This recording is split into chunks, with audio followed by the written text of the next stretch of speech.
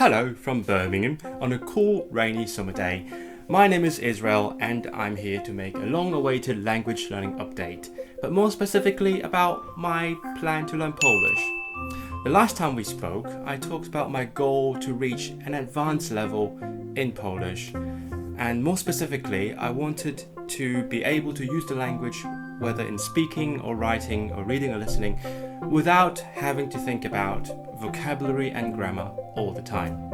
And if you haven't seen that video yet, what are you doing? Click the link there and go see the video to check out what my end goal is, how I'm going to test myself at the end of it, and while you're there, subscribe so you won't miss another video again. So it's been a couple of months since I set that goal, and today I'm here to tell you about a new mini project that I'm starting, or rather have started recently. And this is a project that is going to play an important role in my bigger plan to learn Polish moving forward. It's a learning activity that combines reading, writing and speaking, and I'm calling it Pamiętnik po polsku, or simply Diary in Polish. To be honest, I picked that name just for the alliteration. And as the name implies, or as you may have guessed from the title of the video, it's simply a diary or a blog series where I write about a variety of things and not just language learning. Because when I started my blog, rhapsodyinlingo.com, back in 2015, my first blog series was a travelogue in Germany, and later on I had things about travel, things about just tips in general, something personal, something about music, which is my profession, and all that jazz, pun very much intended. It's not until later on that I actually narrowed it down to language learning, such as tips for language learning and my personal experience. So in a sense, I'm going back to my roots, but with a twist, which is that, obviously, it's written in Polish. If you're watching this video and you can't read Polish, first of all, you should learn it. But also, you're very welcome to read the post with Google Translate. I'm sure it's going to do a good job. Because so far I've written about things like why I like writing at all. I have one about a very important newspaper in Hong Kong that was shut down. Then I had a travel blog in Manchester. So if you're interested, go ahead and check it out. It's out right now. But I'm here to talk about how I am doing it and how I plan to do it moving forward, because I really want to make a big deal out of it. Not to show off or anything, but mainly to motivate myself and to push myself to achieve the level that I really want. So far, I've formulated a plan that is as simple as 1, 2, 3. So here it is. Step 1 is going to be writing the blog posts, which is the hardest step of all because it requires a lot of motivation and it comes with a lot of hardships. The topic of each post is going to be varied, as I already mentioned. It's mostly just something that comes to mind in my daily life. For example, when I'm reading something, when I'm talking to people in any language. For example, right now, as we speak, I'm working on a post about what language to speak with your children. Obviously, I'm no expert in any of the things I write about, but I think it's worth trying to express myself in some more sophisticated topics than just, introducing myself in daily life things. So I'm going to try to argue and do all sorts of things that I used to do and write about in school, which is where the challenge is.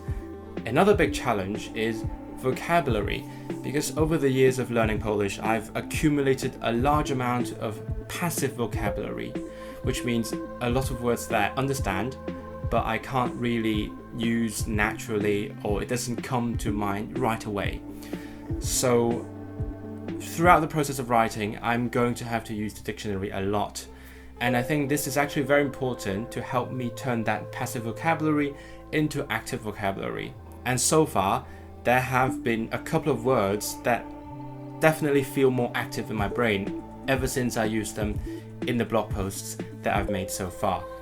And hopefully through writing and using the language as fluently as I can also train to output Polish without thinking much at all.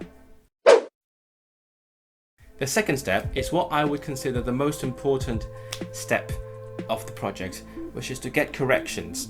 There are websites such as lang-8.com where you can post some writing of your own and get corrections from native speakers. I don't know why they are correcting my work for free, but I'm so very grateful for it, and I'm trying to contribute back to the community if someone writes in Cantonese. But the point is, no matter how long or short, I can just put my writing there, and hopefully someone's going to point out all the mistakes I make, or maybe some expressions that are not natural to a native speaker's ears. And besides, if I have questions apart from the dictionary, I can also consult websites such as Hi Native, where I can ask some very nuanced questions that I can't find the answers to in dictionaries. And after I receive the corrections, obviously I'm going to go through them, learn from the mistakes, and figure out why something doesn't sound natural. And so far, most of my mistakes have been in word order, because if you didn't know, Polish theoretically has a completely free word order, but there are many patterns that you actually have to follow. As in, if you say a sentence a certain way, it's not going to be wrong per se, but it's going to sound weird to native speakers.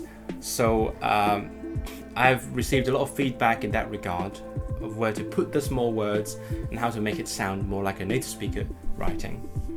And of course, I'm also going to correct the mistakes in the blog post. The third and last step is one that I very recently came up with, which is to record it with my own voice. Because I thought, well, I already did the work and it's something that came from my mind. Why not try to say it through my own voice as well? And that I did. And so far, I've recorded 2 of my 3 blog posts. They're around 5 minutes each, so it's very bite-sized and digestible if you're interested in listening to my crappy Polish for whatever reason. And it's just really good practice because, for one, I get to record myself again and again, fix the mistakes in my pronunciation until it's perfect and until I'm happy with it. And unlike talking to someone, for a teacher for example, I can actually hear myself and decide if that's a good pronunciation or not.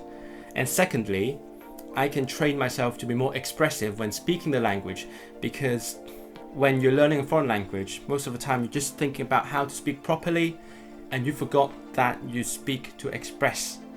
So when I'm reading aloud my own writing, I know what I was thinking when I wrote it, so I try to use my voice in a hopefully idiomatic way to express that sentiment as a native speaker would. It's important because I did the exact same thing with English. When I was in secondary school, I was basically forced, which I'm grateful for, to join prose reading competitions where I would read aloud passages from novels and stuff in a competition. And that really helped me learn how to express feelings. And later on my own, I also practiced talking to myself a lot in English. And that is probably how I'm able to speak to a camera right now, relatively naturally and expressively, to sound like I mean what I'm saying. And on an unrelated note, I also did some voiceover work recently for a film, so it all came together.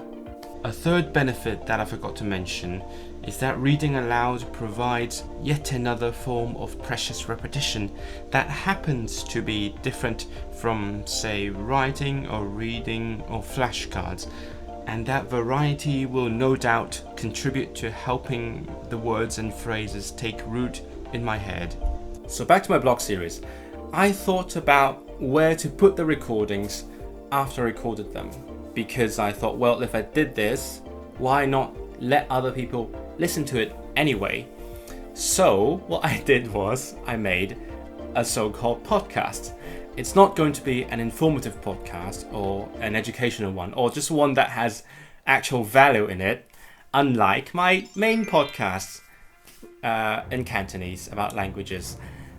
This one is just me reading out my writing, but I'm hoping that, well, someone might be interested in what I'm saying, whether it's a native speaker or someone who's also learning Polish, so that we can sort of support each other and give each other feedback and so on.